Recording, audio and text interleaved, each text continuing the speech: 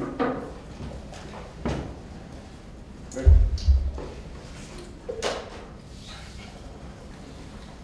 morning, everyone. My name is Jonathan Camonte. My name is Eli Scott. My name is Erica Lizette Aguayo Gutierrez. I'm Ellen Ravier. And I'm Celine Davila. And today we were the group that was tasked with Senator Ben Allen's research problem about internet and privacy protections for children in California. Now, before we start, we just wanted to give you guys a brief table of contents of what we're going to be covering. I'm going to be starting with state and federal regulations, and then Eli's going to be going to European Union solutions. Erica's going to be going to solutions in Latin America. Celine is going to be doing non-governmental affairs and organizations, and then we're going to go over to private company sectors too. I'm actually that one. So I wanted to start first off with the research question we were asked to answer, which is what are some regulations that can be implemented at the state level in California to protect children's privacy on the internet?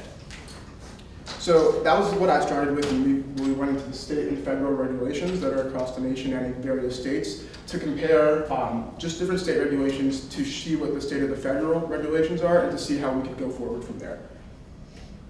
So I first wanted to start off with the federal landscape, and I want to start off with HR 8152, which is also known as the American Data Privacy and Protection Act.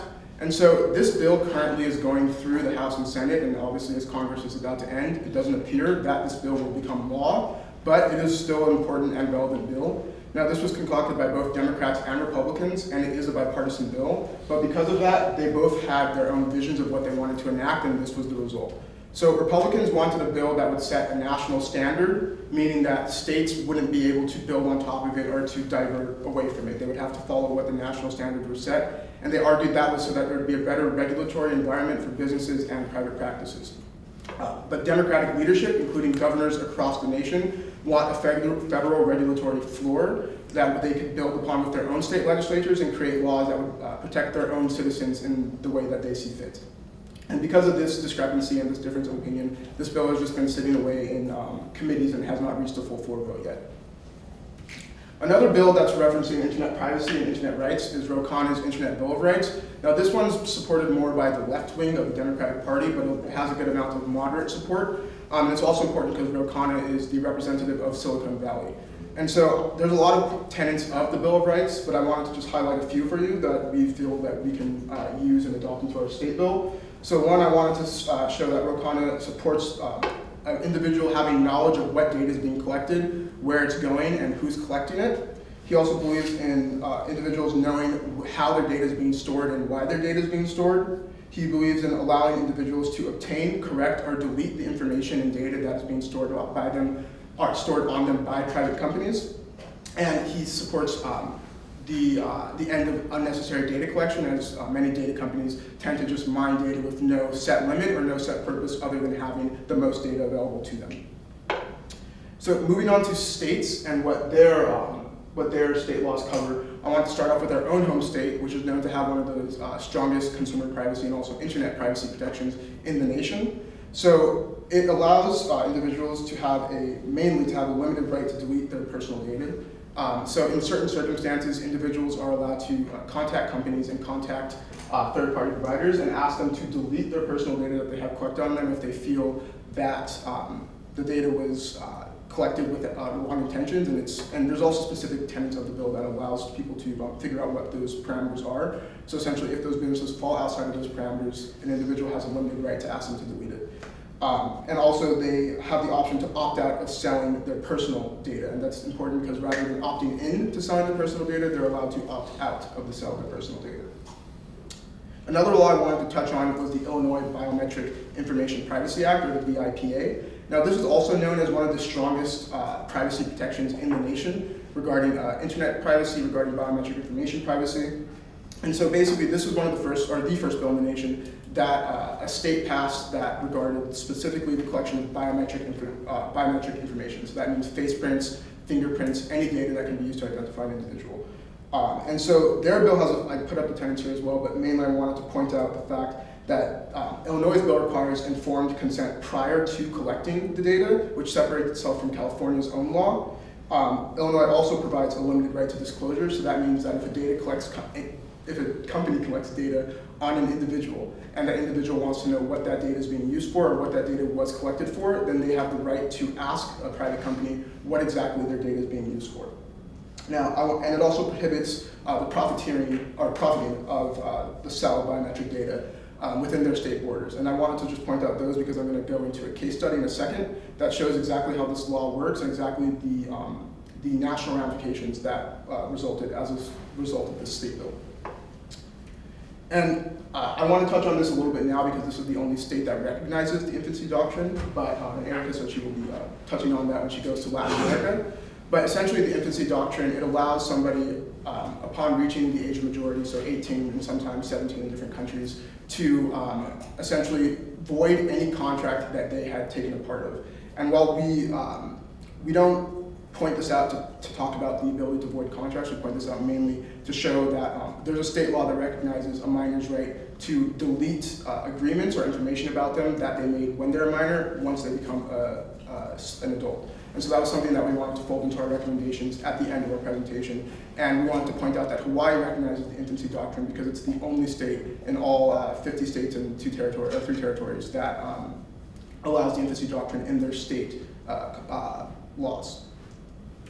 Now I wanted to go back and go to the case study of Clearview AI in Illinois. And so this is what that law, the Biometric Information Protection Act, resulted in essentially. So Clearview AI is a massive database and it's a massive data collection company. And they mainly, their main claim to fame is that they claim that they have over 10 billion face prints and other forms of biometric data that they've gathered by sweeping the internet and just collecting the data and trying to amass it and make it to eventually something to identify basically anybody on. And so a class action lawsuit was brought in Illinois against Clearview AI, and the result of that was that Clearview AI was banned from selling its face prints and other biometric information from its database in Illinois, but not just Illinois, across the entire United States for 5 years. And that's huge because this was a state law that, and it was based specifically to restrict a private company from selling its data that it derived and data that it combed through. And this is a state that did this. This wasn't a national law. And so because of this state law, Clearview AI was banned from selling in all 50 states. And it also had to inform all of the Illinois residents who it had collected information on that their information had been collected, and it had to give them the right to opt out of it just indefinitely. So that's, once again, that state law had a huge ramification. Is something we wanted to also fold into our recommendations later on. And so with that, I want to move on to Eli, and he's going to be talking about the European Union solutions. Thank you, Jonathan. Again, my name is Eli. So my research was focused primarily on EU legislation promoting data and privacy protections, also analyzing and scrutinizing their success, also comparing and contrasting the legal and governmental environments of the EU with that of the state of California, and also researching what precedents the state of California provides, and the Constitution of the state of California provides for adapting that EU legislation into law. So some fundamentals of EU policy and its direct application to California. As you guys may know, in the California state constitution, there is an explicit right to privacy, so it goes a step further than the US Constitution. It's established in the preamble, and that same right to privacy is also established in the EU Charter of Fundamental Rights. So there, right off the bat, there's already a connection. As Jonathan has already presented, the CCPA is one of the most comprehensive domestic laws promoting data protection, although its EU counterpart may provide some further protections. So the GDPR, oh wow, that image was deleted. There was a GDPR graphic right there. Sorry for interrupting. So it was passed in its current form in 2018, and it governs data and privacy protections in the EU under a unified framework.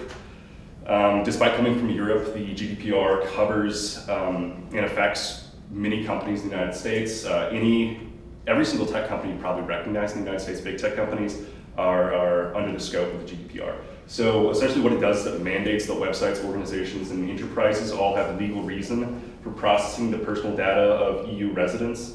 The first legal basis is permission from the individual. I'll go over that in a little more detail later. Also, the EU Charter of Fundamental Rights, Article 8 specifically ensures the protection of personal data, and I'll also explore that in more detail. While it may look like both the CCPA and the GDPR/Charter of Fundamental Rights are attempting to do the same thing.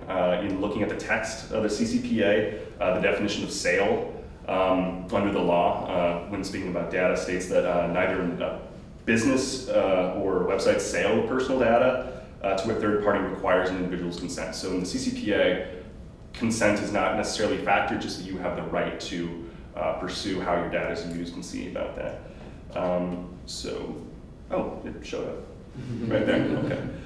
So the EU Charter of Fundamental Rights, this is the baseline legislation that makes the GDPR possible. Article 8, which is seen right here, codified into law, internet privacy protections that users have universal rights to their own data and how it's processed. It's the equivalent of a EU constitution. It was last amended, its official draft in 2018, same year as the GDPR, and it provides precedent for what the GDPR does. So the General Data Protection Regulation in the GDPR, this is just a more clear comparison between that and the CCPA. As you can see, consent versus no consent. So the CCPA is considered the GDPR light in a lot of cases, and Jonathan expressed its provisions really well, but there are a lot of fundamental discrepancies. On one hand, the GDPR mandates that websites, organizations, and enterprises do have that legal reason, and the first legal basis, the most important one, is permission and consent from the individual. There are clear-cut penalties based on the actions, not the size of the business, whereas the CCPA,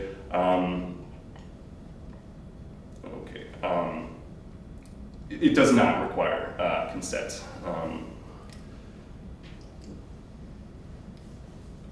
Also, there are limited penalties in scope.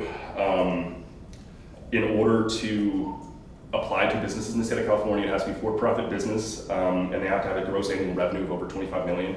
So very clearly, it targets large corporations due to the revenue minimums, and it targets companies based on their size and their stature instead of their actions, which is inherently flawed. For example, a small startup harvesting user data with revenue less than $25 million would not be subject to regulation under the CCPA, and they're legally permitted to sell the data to larger corporations so long as the Googles and the Facebooks of the world are not doing the data harvesting themselves. So it kind of faultily sets up the legality of like unregulated data harvesting. So the meat of this presentation, or my part, is the success and failures. I'm going to start off with the failures. Owing to the fact that this legislation continues to evolve and be amended, there are a lot of shortcomings, but they tend to be short-term and do require adjustment. However, that should not take away from the overwhelmingly constructive successes. So technologies like facial recognition and biometrics have largely lacked regulation, potentially due to the influence of lobbying efforts from companies like Facebook and Google, who are pioneers in that field.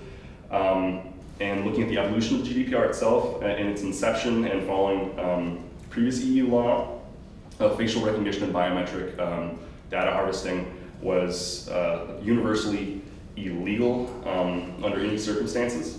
And when Facebook started first rolling out their facial recognition technologies across the globe, they remained just universally illegal in the EU.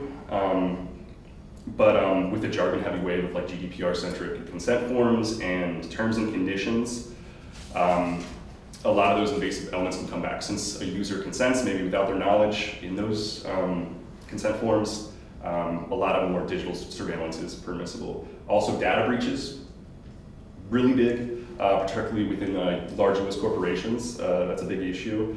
For example, Facebook took 2 months to notify customers of a data breach in the EU.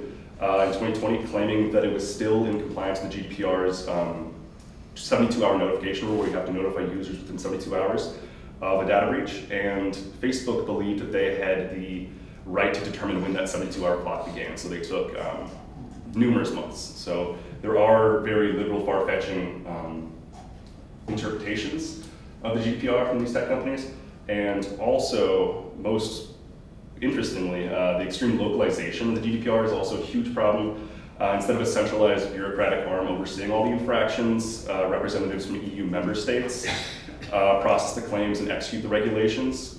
For the corporations, Ireland, for example, as you can see up there, due to their tax-friendly status, oversees Meta's Facebook, WhatsApp, Instagram, all of Google services, Airbnb, Yahoo, Twitter, everything you see right there, LinkedIn too. So since 2018, May of 2018, shortly after the passing of the GDPR, the Irish regulatory arm has only completed 65 cases and 400 are still outstanding. So obviously the localization was a big problem in processing these claims. So the successes, the important part, the part that you guys are here for, they include the scope, just the large scope of the GDPR. It applies to all companies worldwide that access or process the data of EU citizens currently living in an EU country, whereas as I mentioned, the CCPA strictly applies to big tech companies. The GDPR regulates the actions and practices of businesses on a level playing field instead of just targeting one sector like big tech. Secondly, companies have effectively been put off from using people's data in dubious ways when they wouldn't have thought twice about it before the GDPR was passed. A recent study conducted by the National Bureau of Economic Research, which is based in the US, estimated the number of Android apps on Google Play Store has dropped by 1/3 since the introduction of the GDPR, and they cited better privacy protections. So a lot of the apps that were illegally harvesting data or doing problematic practices were removed from the Google Play Store. Also, the component of awareness is hugely important. The law isn't just about fines and ordering corporations to change.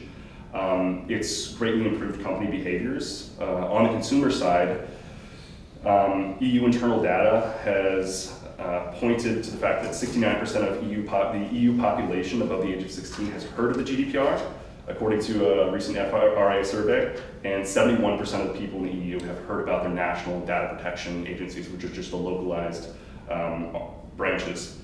So not a lot of Californians have heard of the CCPA, but a lot of EU citizens have heard of the GDPR, which is really cool because that public awareness equals the public accountability. They know how their data is being used.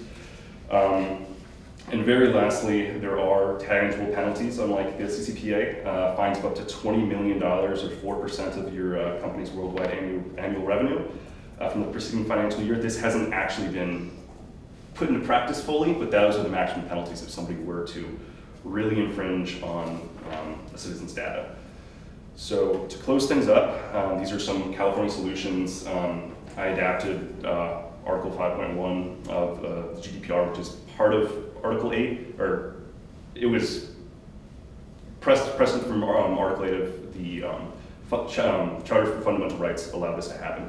So I reduced these to purpose limitation. You have to process data for the legitimate purposes specified explicitly to the data subject when you collected it. Data minimization, you have to collect and process only as much data as absolutely necessary for the purposes specified. Accuracy, you must keep personal data accurate and up to date. And storage limitation, which is that you may only store personally identifying data for as long as necessary for the specified purpose. So the true goal of the GDPR and the sentence of the EU is to level the playing field, providing substantial protections and rights to ordinary internet users, placing them on equal footing with the massive billion-dollar corporations that turn their daily lives into digital archives for commercial mining. A little harsh. Like faulty US and California legislation such as the CCPA, a lot of the bulwarks of this legislation need to be fixed. No comprehensive EU solution can be fully adapted to the state of California, but plenty of elements should definitely be adapted, and that's my recommendation. I'm going to pass this on to Erica. Thank you, guys. Thank you, Eli. So today I will be discussing solutions in Latin America, age verification methods on online platforms, and the role of the infancy doctrine. So as California considers what is next, let's take a look at Latin America. So today I will be discussing the federal law on protection of personal data held by private parties in Mexico and the Brazilian general data protection law in Brazil. So the Mexican law states that any responsible party that the processing of personal data must establish and maintain administrative, technical, and physical security measures to protect the data against the damage, loss, alteration, destruction, or unauthorized use of that data. And the Brazilian General Data Protection Law introduces specific provisions on child data, more uniquely requiring parental consent for minors for all processing activities. And please note that due to translation, these are the English acronyms of the respective laws. So how does legislation in Latin America differ from the US and EU legislation? So Latin America lies between two different approaches to personal data regulation. The principles contained by the EU's GDPR, as Eli mentioned, and the fragmented framework of the US, where data protection is essentially divided by sector. Both the legislative pieces, Brazil and Mexico, center the principle of the child's best interests as the integral part of their legislative aims as specified by human rights declarations by the UN.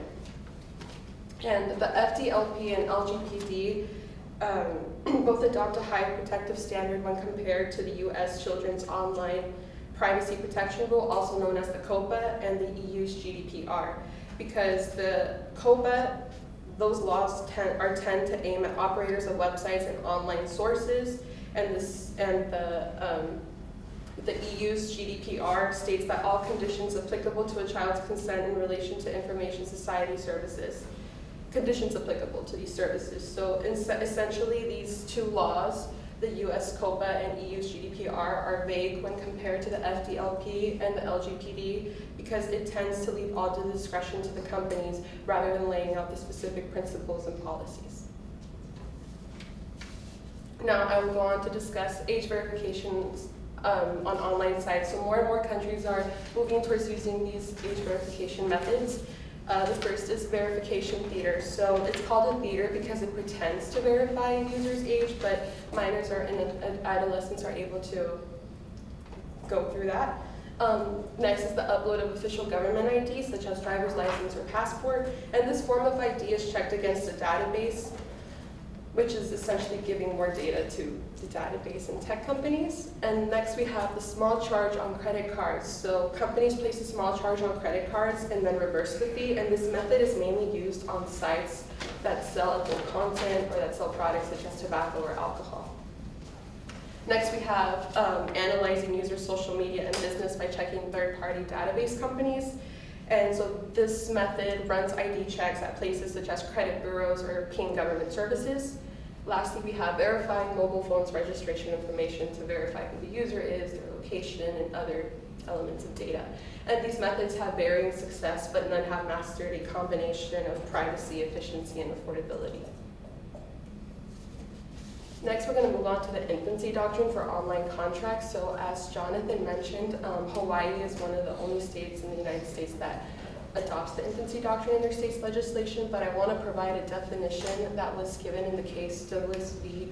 Pfluger Hawaii, Inc. in 2006, which states that the policy of the law to protect a minor against themselves and the indiscretions and their immaturity, as well as the machinations of other people, and to discourage adults from contracting with an infant. Any loss occasioned by the disaffirmance of the minor's contract might have been avoided by declining to enter into the contract. So essentially, minors can void any agreements they've gotten themselves into prior to the age of 18. So there's two sides of the current debate of the infancy doctrine in relation to minors. The first side is that the infancy doctrine is inappropriate with respect to online contracts because adolescents possess a greater awareness of technical savvy that may be used to deceive adults in their flourishing businesses. The second is that there are specific kinds of online transactions that emphasize the exploitation of minors, and the infancy doctrine thus must be upheld.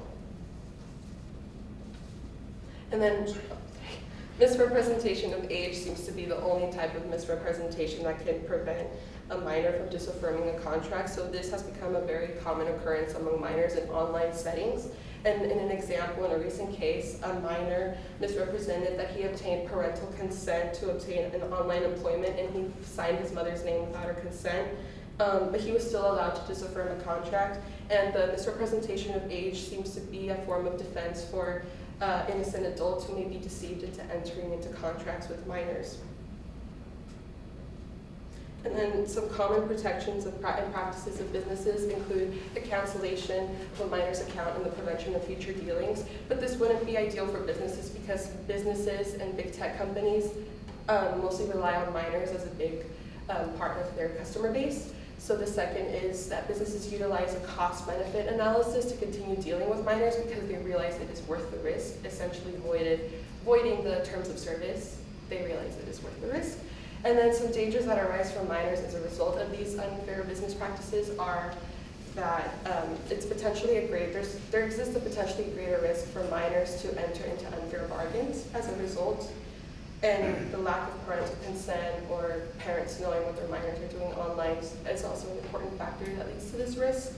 And second is that there's $1 billion business of surveillance advertising to children, and children are less likely to recognize paid-for content such as ads, and they can be more susceptible to falling into those traps and how their data is used, because adults have a better awareness of how their data is used rather than children, who are more likely to fall trap to this.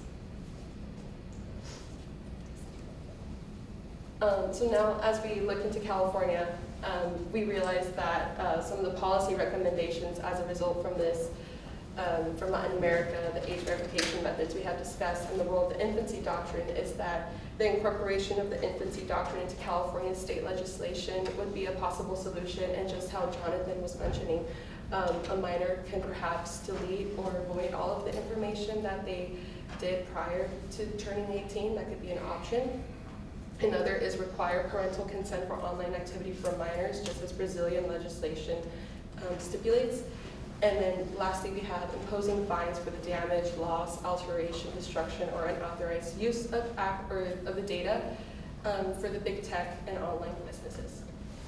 Thank you, and this concludes this portion of the presentation. I'll pass it to Ella. Thank you. So today I'm going to be discussing how private companies can play a part in this equation. And so these 5 icons represent the 5 primary players that we're going to be seeing that are the most popular today. So the first one is Instagram, the second is Facebook. It's interesting to see that Facebook and Instagram are both owned by the same parent company, being Meta. The third is Snapchat, the fourth is TikTok, and the fifth is Twitter. And so all of these companies share one thing in common. Their privacy agreements are cleverly structured by social media platforms in an effort to protect themselves and their companies against liabilities. Of course, these contracts are all written by clever attorneys who are capable of protecting these companies from liability and ensuring that they become safe when lawsuits arise. All platforms provide a list of ways that our data is used. Most of it is used to enhance user experience. And platforms admit to selling our data in an effort to enhance user experience and promote our data to potential retailers in an effort to tailor ads to us. This makes us more likely to make a purchase. Essentially, our data is used to target us based on our viewing histories and search histories. All of our data is used and connected via linked platforms. What you might search on Google might turn up on your Facebook the next day.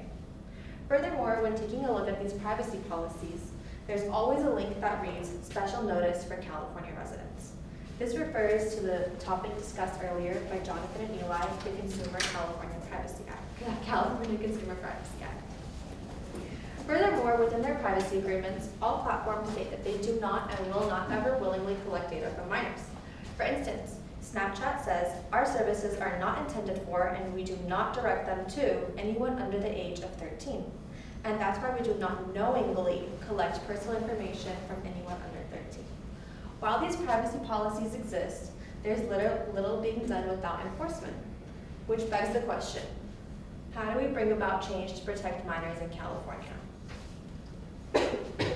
So the way that this is done is through the means of a lawsuit and financial penalties enforced by our government.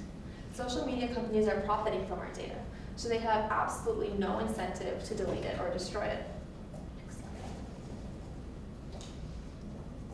So, for instance, Meta was recently fined $402 million due to the improper use and treatment of minor data across their platforms.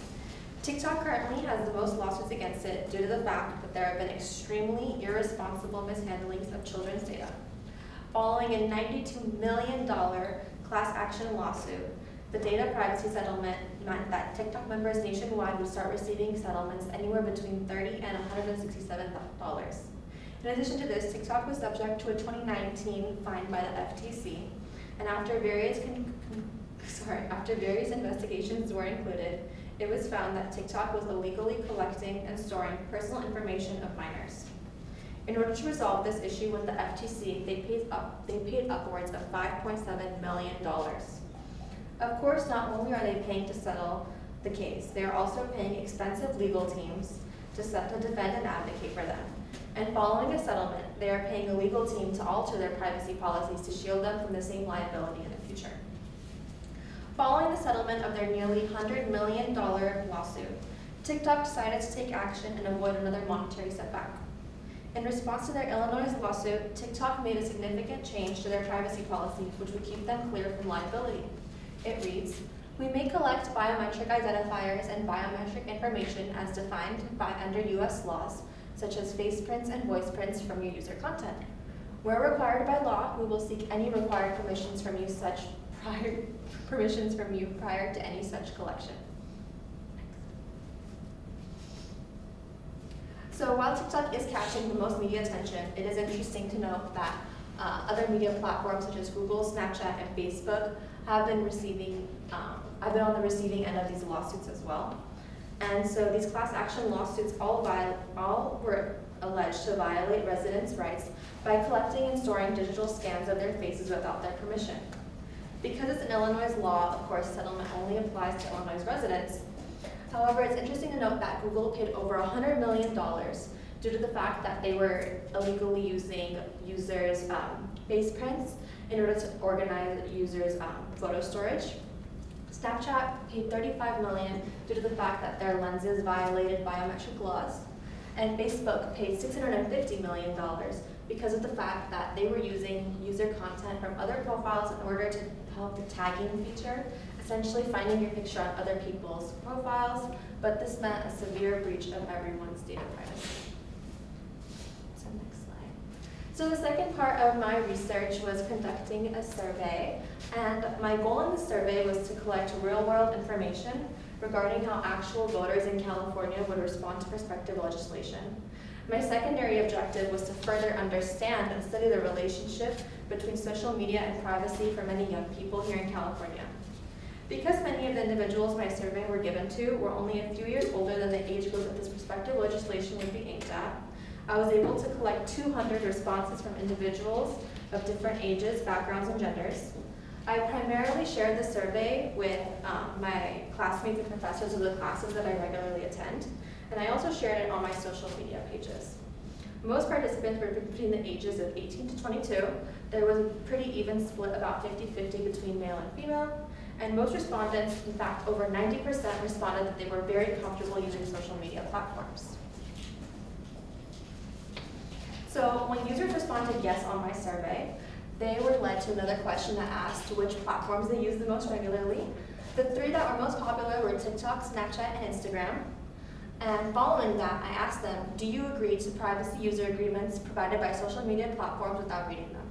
95.3% of respondents said yes. Following this, I asked them on a scale of 1 to 5 how comfortable they were with allowing their data to be shared by social media platforms. On a scale of 1 to 5, 1 being the least comfortable, 5 being the most comfortable, most respondents at 70.3% responded with a 1, 15.6 responded with 2, 9.4 responded with a 3, and 4.7 responded with a 4, and of course, 0 responded with a 5.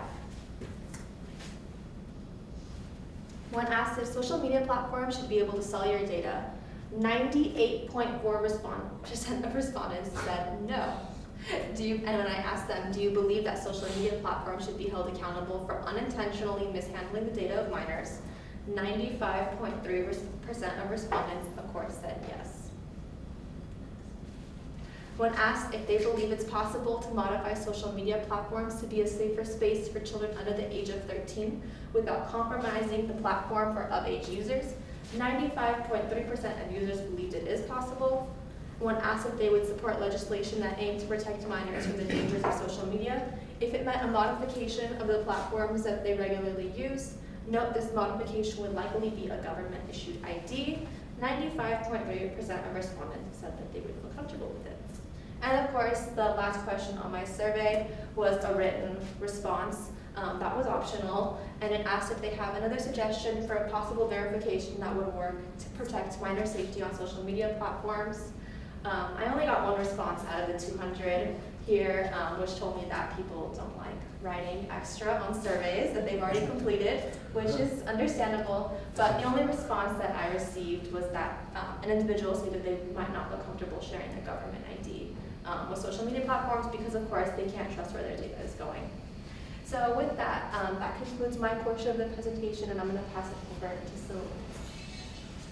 Hello everyone. To introduce myself, my name is Celine, and we are at our final portion of our presentation. So for this portion of the presentation, I'll be focusing on non-governmental organization, also known as NGO. And for this portion of this presentation, I have a focus question for you all to think about as we dive into this part of the presentation. Why are NGOs important in promoting internet safety, and how do they influence safe cyber practices in society? Let's begin with the facts. What do we already know? NGOs are efficient. NGOs work with non-states, states, governments, corporations, and many more. They've also have a huge influence over these multiple different forms of actors. They're capable of influencing how corporations, government officials respond, react, or even think about a specific situation. We also know cyber usage has increased over the years. We see this as society moves towards a world where we are becoming more technologically dependent. And not that it's inherently a bad thing, but technology is becoming part of our daily lives. For example, as Apple continues to release new iPhones, we continuously buy them. In this context, minors are actually increasingly also participating in the usage of digital engagement. Parents, 85% of them actually allow their minors to engage in digital software, in social media, and usually, unfortunately, is without supervision or even guidance. So what are the harms of actually engaging in the cyber world? I'll be listing few things, but it's not limited to that. One of them is invasion of privacy, cyberbullying, and many, many more. As we dive into this presentation, I'll be presenting on different forms of NGOs from different parts of the world, and they'll be focusing on different types of cyber violence. The first one I have for you all is Privacy International. They are based in London, so a bit more east of the US, and their focus is respecting your privacy, protecting you from identity theft and data breach. The research that Privacy International have found is that big tech companies collect, use, and share your data. Unfortunately, sometimes we don't even know that they're doing that. Take, for example, low-cost devices and free apps and services have mastered collecting, tracking, and targeting all of their users so that they can sell your data. This allows them to gain power and even profit. So how does Privacy International respond to these situations? For them, it's engaging with technical analysis, targeted advocacy, legal work, and public campaigns. They pressure companies to protect all of their users by improving their privacy regulations and laws. They push for them to comply with the current regulations that the governments enforce for our society's safety. And the results? They've effectively challenged data collection and sharing practices to stop and improve security practices when users engage in digital engagement. One of them being, their biggest success is pushing Apple and Google to improve and hold them accountable for their privacy regulations. They were able to push them to add additional privacy regulations to protect all of their users, including the ability for users to block third-party tracking. The next NGO I'll be focusing on is Enough is Enough. For this portion of this presentation, I'll be referring to them as EIE.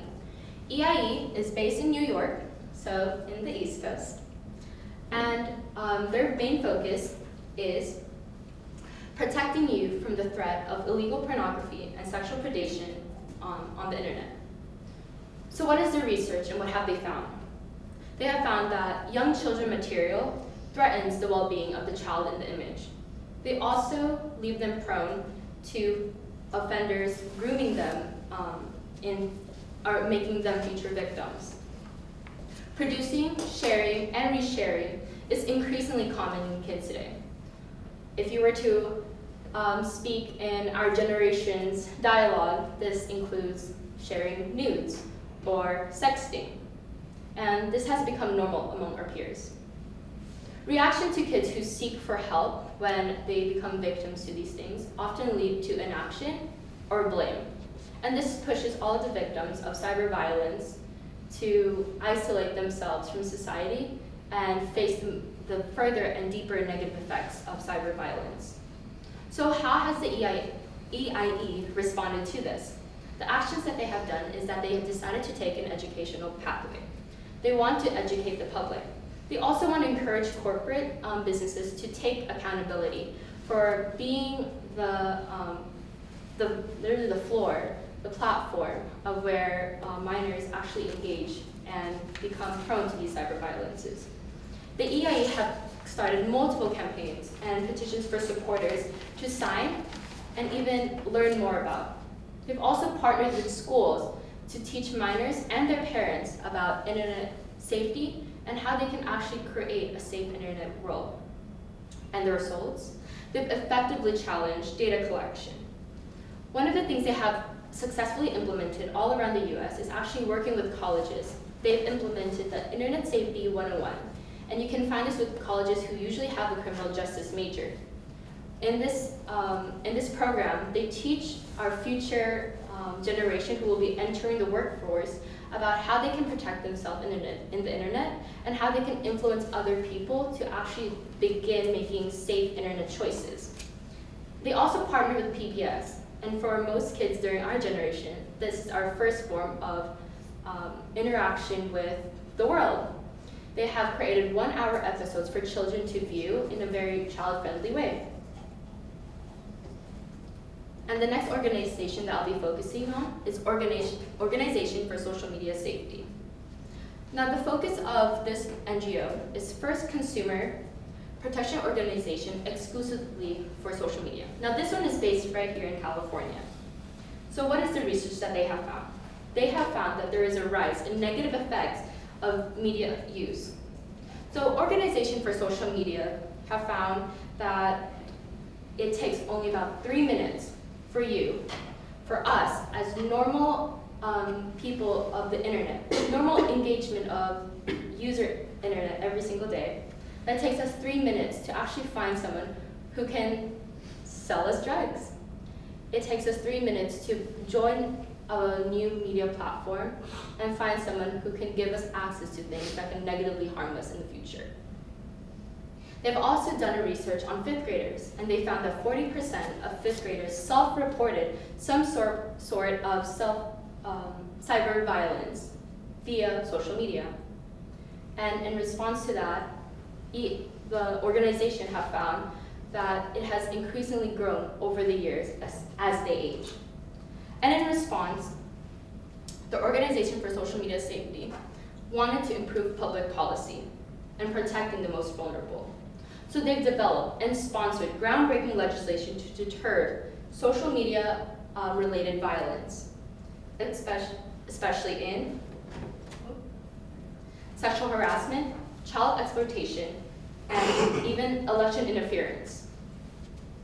They have focused on safety efforts in protecting children, and especially those who are most traditionally vulnerable, including foster youth and low-income communities. Now the results. If you're familiar with the Jordan Law was signed into law in California within only 1 year of its introduction. The CEO of Organization for Social Media Safety, Mark, is actually the person who drafted the legislation and pushed for it to be passed into California's law, making it the nation's first state law to deter social media violence in the USA. The organization has also sponsored the AB 1280 in the California State Assembly. Now, to bring this all together, working with NGOs have shown to influence society in a positive way and show that they are the necessary change we need to make in order for us to create a safer and more positive internet environment. Four of the benefits that NGOs have shown to positively influence society includes education, so student presentation that teaches students about internet literacy and how to even identify the harms of cyber violence. Next is parent presentation. Connecting with parents, especially as they are the biggest influencer towards minors, is teaching them how they could support their children of making the smart, right choices when engaging in the internet. Knowingly, we know that the internet is open and allows people and users the freedom to explore the internet. But without the proper guidance, support, or even the supervision, things can go bad very quickly. And lastly, in part of education, social media safety consulting. So big corporations, including Disney, who cater most of their works towards minor, can work with actual experts to make sure that all of the things that they offer to children are safe and teaches them positive things that will help benefit them in the future. This is good for both the parents and even the minors, or anyone who even engages with corporations who have a huge influence over society. Disney. Next is public policy and advocacy. So drafting and passing resolutions towards safety and privacy. We know that implementing different laws and regulations into society helps us bring us to a better and stronger, safer future. Next, resources, including programs and services. So partnering with NGOs or even any other organization that focuses on creating safe cyber practices for society, for minors, for families, and many more. And lastly, technology development. As I mentioned earlier, technology will continue to develop and technology will continue to be introduced to our society. If we offer free services like VPNs, we can make the internet world even safer for every single person, despite their age and despite how much they do explore the internet. And now, towards the end of our presentation, I would like to introduce and reiterate the recommendations that my fellow group mates and I have created for you all. The first one, in the order of those who presented, Jonathan recommends that we draft a law that would allow someone, upon becoming 18, to delete any data that had been stored on them while they were minors. The second one is adopting the data protection principles of the GDPR. So purpose limitation, data minimization, accuracy, and storage limitation. The third one, introduced by Erica, incorporate the infancy doctrine into California state legislation. Even adopt the data protection principle of the FDLP and LGPD. Require parental consent and impose fines for damage, loss, alteration, destruction, or unauthorized use, access, or treatment of users' data.